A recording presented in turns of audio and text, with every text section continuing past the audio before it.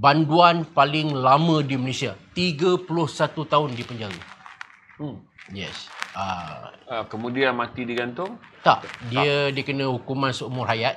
Seumur hayat ni dalam istilah penjara ni tak ada tarikh bebas lah. Dia berbeza dengan seumur hidup.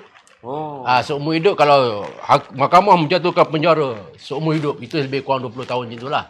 Tapi kalau seumur hayat tu dia tak ada tarikh bebas. Ada beza dia? Ada beza antara seumur hidup dan seumur hayat.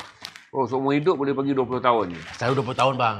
20, 21. Lepas tu tolak pula public holiday lah, apalah pengampunan apa semua, cuti apa semua. Kadang-kadang pergilah 15, 16 tahun. Dah bebas dah. Okey, jarang kita dengar kes seumur hayat. Seumur hayat ni jarang kita dengar. Tapi memang ada. Dalam undang-undang Malaysia memang ada. Terutama kes yang melibatkan senjata api. Dan kes-kes jenayah yang besar tu. Dia ringan sikit daripada gantung lah. Siap. Ramai orang ingat ringan sikit daripada gantung adalah seumur hidup. Tak. Tetapi sebenarnya ada satu lagi yang ringan sikit pada gantung adalah seumur hayat. Maknanya pesalah tu tiada tarikh bebas. Dia jadi, boleh saja meninggal dalam penjara. Sama ada dia meninggal ataupun rayuan daripada, tengoklah kalau negeri yang dia terlibat dalam jenayah lah. Kalau katalah dia terlibat di Kedah, dia mungkin boleh minta pengampunan daripada Sultan Kedah. Kalau dia buat dalam wilayah persekutuan, boleh minta rayuan dengan Jadi Pertuan Agong. Itulah. Jarang kita dengar seumur hayat. Selalu kita dengar penjara seumur hidup. 302 kan bunuh, pindah 304 jadi seumur hidup. Seumur hidup. Selalu 15 tahun dah bebas dah. Biar. Tapi ini memang tak ada tarikh bebas. Okey. Rasa menarik kita pergi kepada Pak Leh tu. Pak Leh. Polis selalu kita cerita ni Pak Leh penjenayah. Saya tak pernah cover court. Tak pernah cover penjara dan tak pernah ada kesempatan sepanjang kerjaya saya bertemu dengan banduan-banduan berat. Cerita Pak Leh macam mana? Pak Leh ni, nama dia Allahyarham Saleh Rashid ni. Dia orang Kedah lah. Dia melakukan pada tahun 1976. Masa tu dia muda, baru dah 20 lebih saja. Dia orang merancang untuk merompak duit gaji Felda. Felda kan dulu bayar cash dekat tahun 76. Okey, belum ada bank apa semua. Yes. Lori bawa duit gaji. Betul. Jadi macam mana nak rompak tu? Diorang terfikir, ialah sebab Kedah kan border. Apa kata kita pinjam, istilah dia pinjam senapang lah. Daripada diorang punya kontak untuk melakukan rompakan tersebut. Sekejap atas sikit kot. Okey. Test 1, 2, 3. Okey dah. Okey?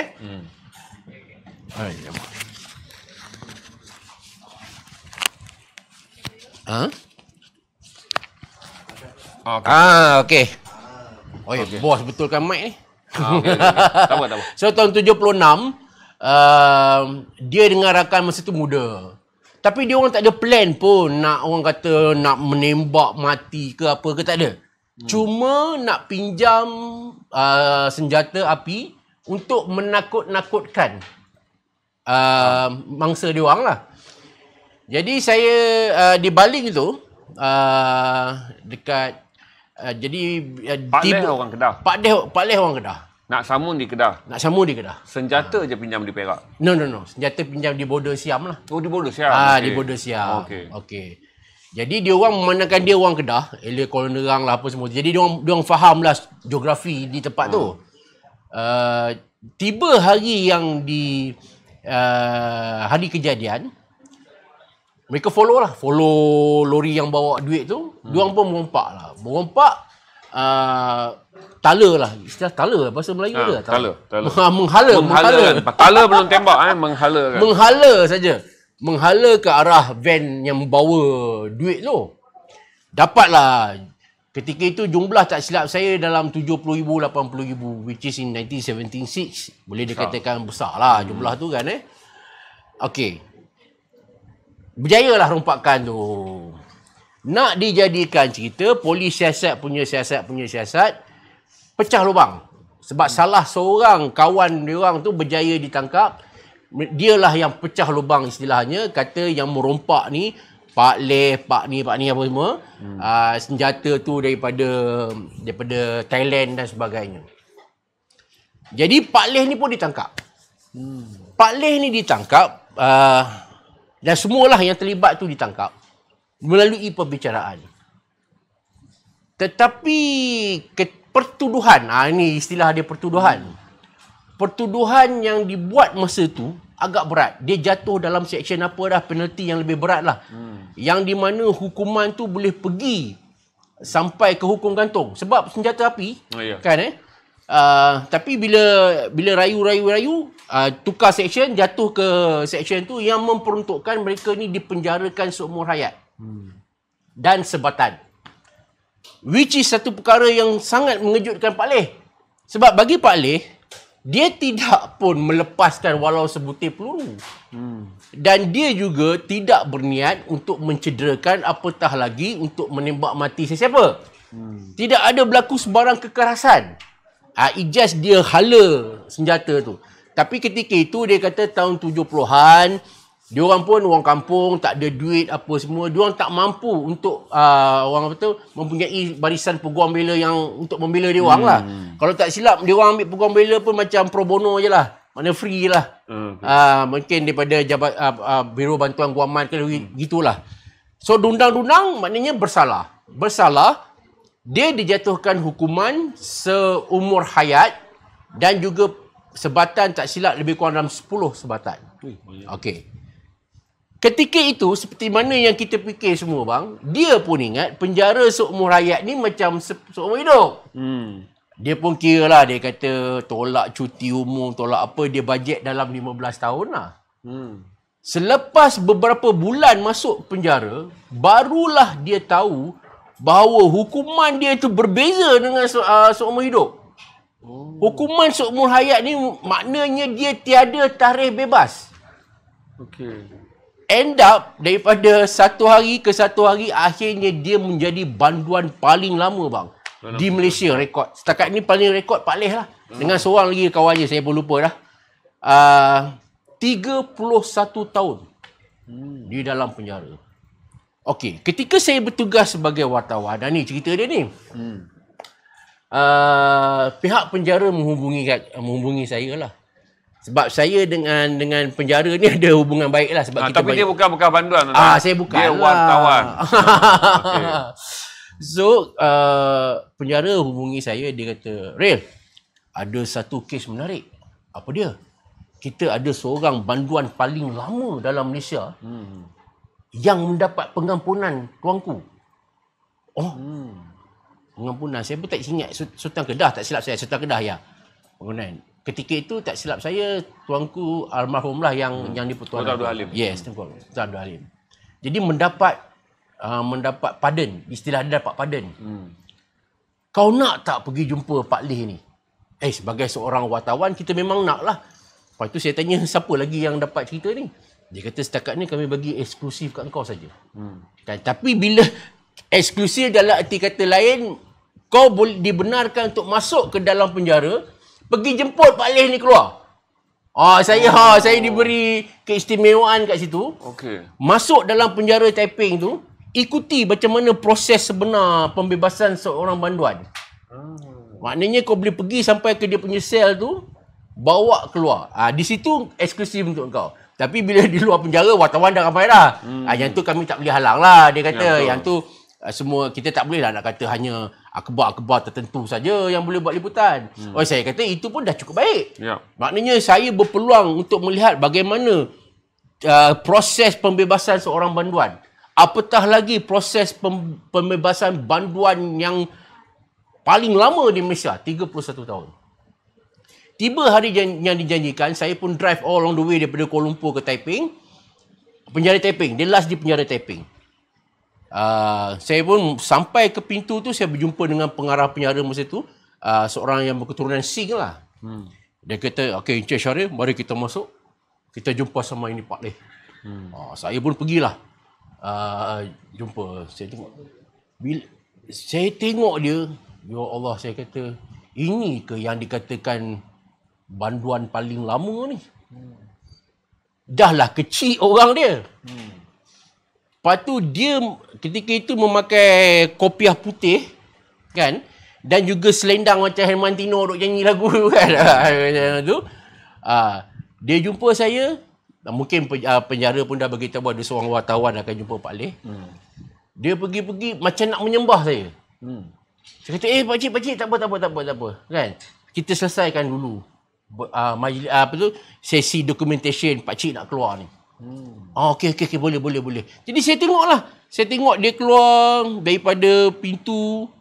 Dia babai kawan-kawan, banduan-banduan lain. Dan saya rasa masa tu macam dia dah tak nak keluar dah. Firasat saya macam dia tak nak keluar. Sebab mungkin dia takut kot nak berhadapan. Dah 30 tahun bang. Bayangkan 30 tahun. Tiba-tiba nak keluar ke apa. Dengan umur yang dah yes. Umur dah tu. Maknanya masa saya keluar tu, tak silap saya umur dia 60 lebih lah. Masa dia kena pun dah dekat 30. So dia keluar.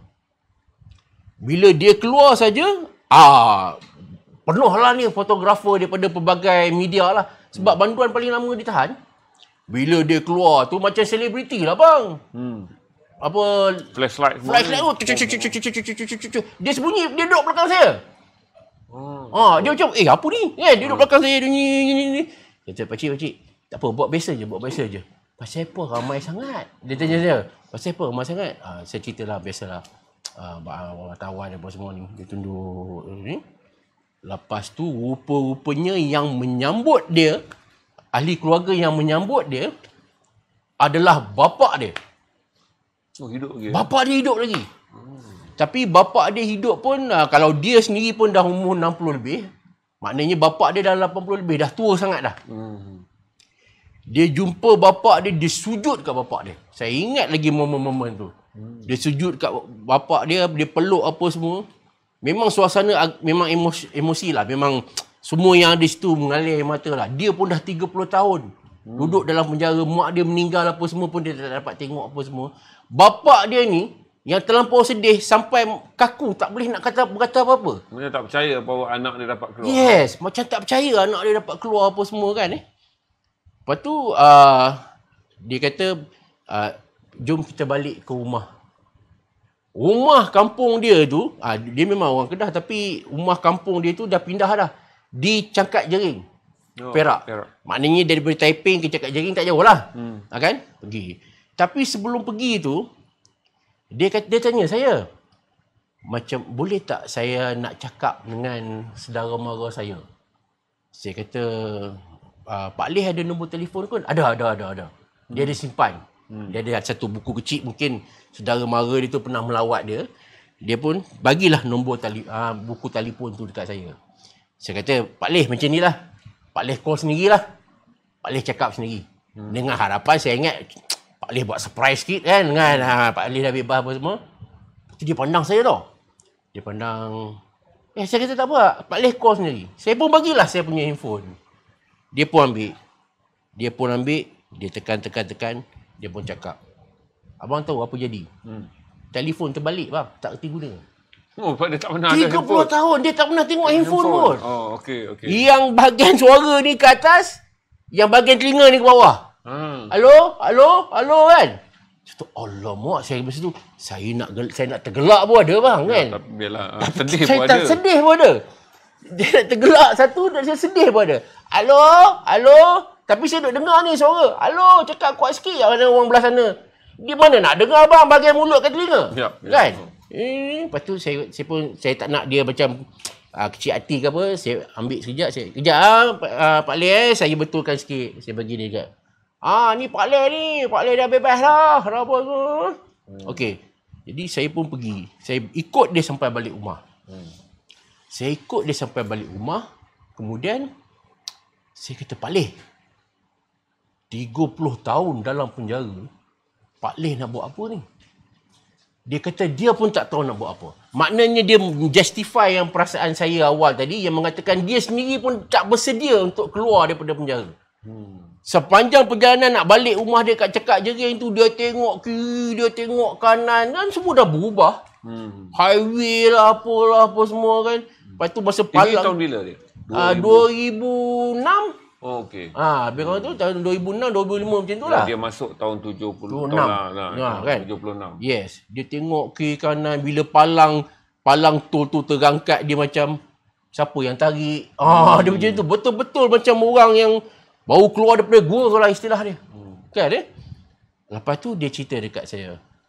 Dia kata benda pertama yang dia nak buat bila dia sampai kat kampung dia ni, dia nak pergi surau. Dia nak pergi surau. Okey.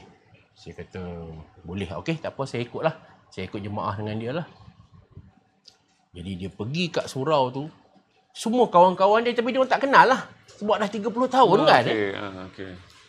Sebab dia punya gaya tu dah macam Tok Imam dengan selendang apa semua. Kat surau tu orang tarik dia pergi jadi imam. Saya dalam hati saya, kau tahu tak ni yang ini baru keluar daripada penjara ni. Kerana dalam penjara dia seorang yang kuat beramal agama. Ya. Lepas tu bila dia pergi surau pula orang nampak yang paling nampak Islamik dia. Tanpa mengetahui inilah Pak Leh yang baru 2 jam keluar penjara ni. Okey. Kan? Dia orang tak tahu ni banduan paling lama ni. Lepas tu bila saya ingat lagi masa tu dekat maghrib dah. Dia pun jadi imam. Abang tahu dia jadi imam ni. Kalau kita orang biasa ni tengok, kurang sikit standard daripada Imam Mekah. Bang, dia punya bacaan, dia punya doa. Kita boleh terlupa yang 2-3 jam tadi, dia adalah penghuni penjara Taiping. Sampai orang kampung pun terkejut. Dia pun tak nak tengok lah siapa orang tua ni. Baca sedap main baca mana. sedap apa-apa semua. Saya pun, saya kata, sedap betul lah apa semua. Bila dah balik tu, barulah dia cerita. Sebenarnya dia kata, dia betul-betul masuk penjara jadi banduan ni, istilah dia lebih kurang 4-5 tahun je. Saya kata apa maksud Pak Leh 4-5 tahun je jadi banduan? Sedangkan Pak Leh kena sepanjang ayat. Dia kata, maksud saya 4-5 tahun jadi banduan tu, saya rasa macam banduan lah. Maknanya, saya rasa macam banduan. Tetapi apabila dah lepas 5 tahun, saya mula belajar mengaji Quran, saya mula belajar tajwid apa semua. Jadi sepanjang hingga saat dia dibebaskan tu, dia dah tak rasa dah dia tu banduan. Dia dah rasa sebab hidup dia banyak dia di surau, penjara apa semua. Ajar mengaji. Ajar mengaji. Jadi dia dah anggap diri dia bekerja. Dia dah tak rasa dah dia banduan. Cuma yang membezakan dia masih lagi terpaksa beratur untuk makan dan keliling dia tu tembok. Dan dia ada special skill, dia kata dia yang tak ada apa-apa skill daripada jadi di luar tu, di dalam tu dia belajar jadi buat kasut. Bukan repair kasut, buat kasut.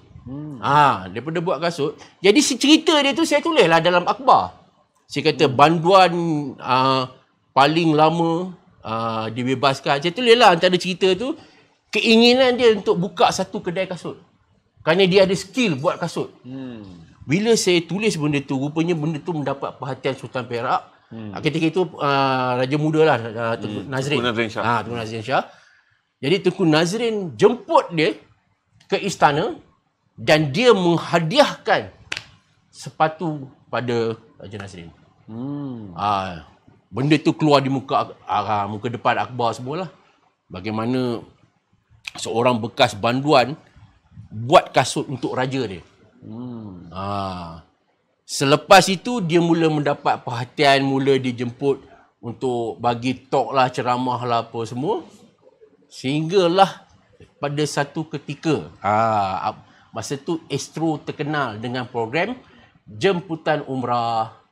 Ingat Astro Overseas tak silap?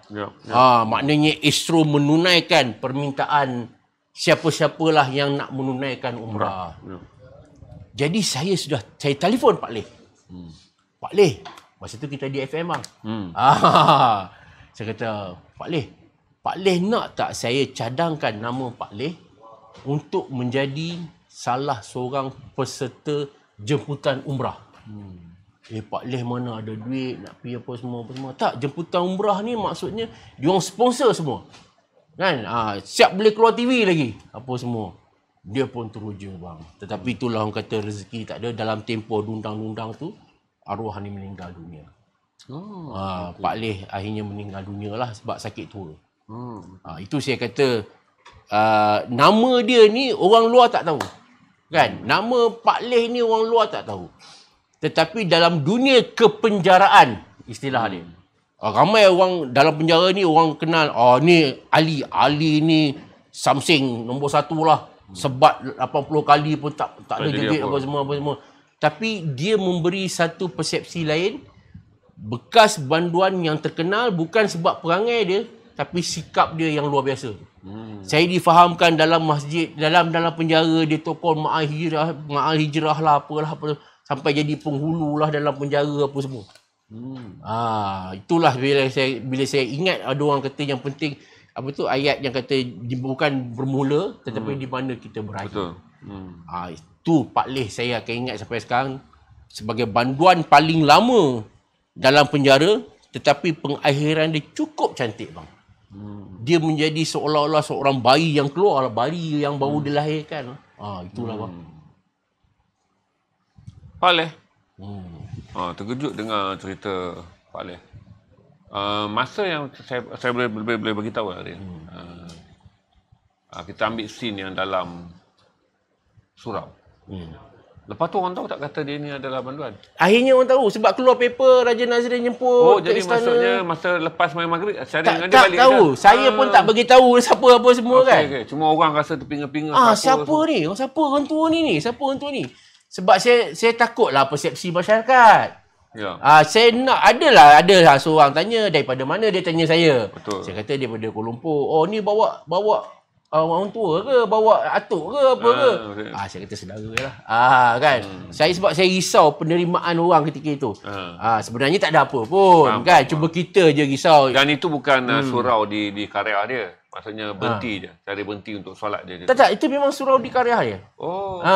Okay. Tapi dia sebab dah lama 30 tahun. Dia orang tak cam dia. Orang tak cam dah dia. Okey. Kemudian agak dia balik, lepas tu keluar surat khabar, yang semalam kita imam tu balik.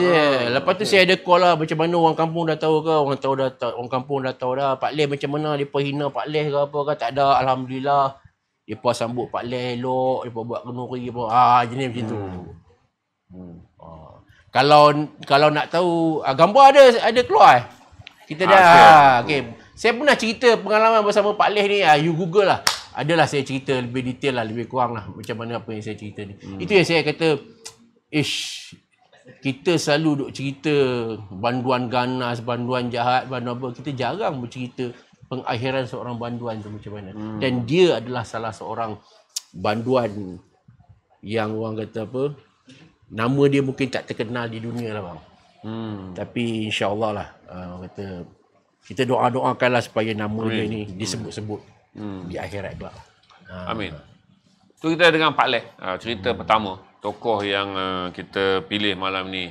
Kita anggap tokoh lah tuan-tuan. Tak semestinya tokoh tu orang yang menang undi, orang yang banyak duit dan banyak kuasa. Tapi seorang yang telah memberikan kita naratif bahawa apabila Tuhan mengatur hidup seorang tu, kemungkinan disimpan seorang itu di satu tempat. Betul. Selama berapa puluh tahun untuk menjadikan dia orang yang sempurna. Macam cara kata tak semua orang mempunyai cerita bahawa seorang banduan seolah-olah pergi mengaji dekat tempat, kalau orang kat surau tu mesti fikir ini apa imam Mekah lah, imam sudah lah anak murid. Anak murid ni. Kan lama duduk di Mekah pun. Lama di Mekah ni mesti orang akan terperanjat. Ya. Okey, kita ada berapa ramai sebelum kita pergi kepada One Point 3. Kita akan pergi pada tokoh kedua pula. Malam ni kita cerita tokoh-tokoh untuk saudara imbas. Barangkali ceritanya langsung saudara tak pernah dengar. Saudara pernah dengar sikit-sikit. Pasal dia pun meninggal 2006. Jadi dah 15 tahun. Jadi Syahril tahu ceritanya kerana hebat juga pasal Syahril menyambut dia. Syahril mendapat macam penghormatan juga. Macam penghormatan lah. Itu yang saya bila sebut Pak Leh ni, saya banyak terkenang banyak benda lah. Sebab saya lah yang sambut dia. Orang awam jarang diberi peluang begitu. Kan, saya sambut dia daripada pintu sel dia. Hingga dia pun heran, siapa dia ni? Dia pun heran. Dia ni kan lawyer yang tolong bebas aku. Betul.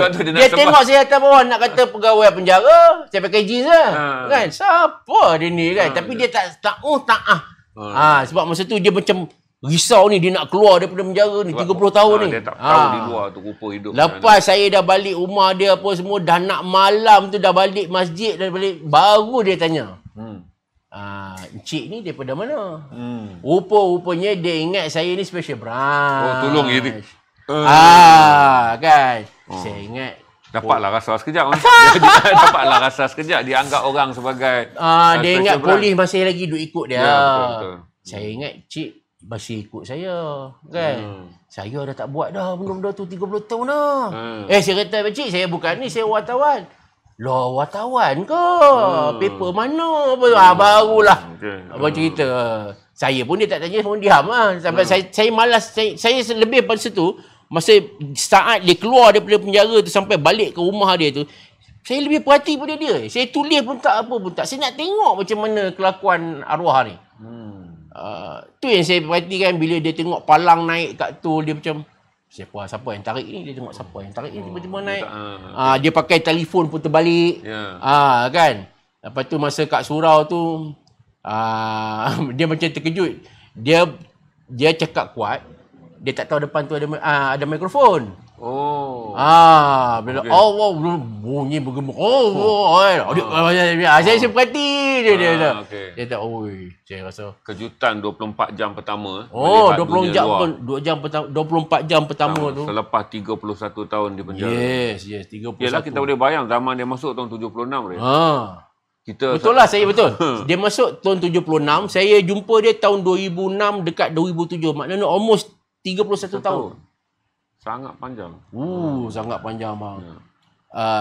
Dia pula ada jenis banduan ni, walaupun dalam penjara dia still lagi nak baca paper, nak ambil tahu jugalah perkembangan dunia. Tapi Pak Leh ni sejak dia masuk penjara, dia mengambil keputusan untuk memutuskan hubungan dia dengan dunia. Sebab dia anggap dia akan duduk dah tahu penjara semua hayat. Dia dah tahu dia akan mati dalam penjara. Sebab istilah hukum hayat ni tak ada tarikh bebas.